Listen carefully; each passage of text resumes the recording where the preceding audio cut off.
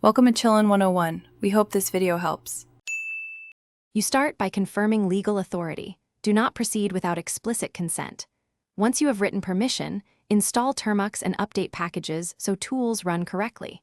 Make sure you also have any required account credentials or carrier authorization. These are the legitimate channels to request a location. I explain why. Unauthorized tracking violates privacy and law, while consent opens lawful methods like device sharing, official requests, or authorized APIs.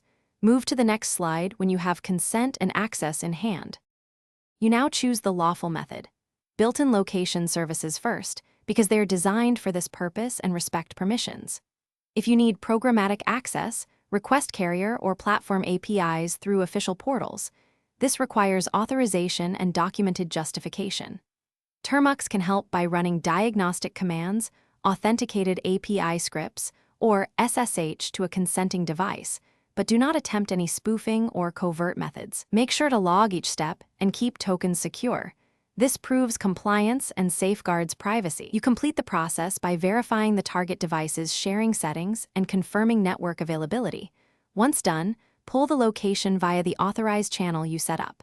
If access is denied, gather required documentation and escalate through carrier support or legal request channels rather than bypassing controls. Make sure to revoke any tokens or share permissions after use. Troubleshooting tip. If real-time updates fail, check signal, permissions, and timestamped logs to identify where the flow stopped. Thanks for watching. Consider subscribing if we helped you.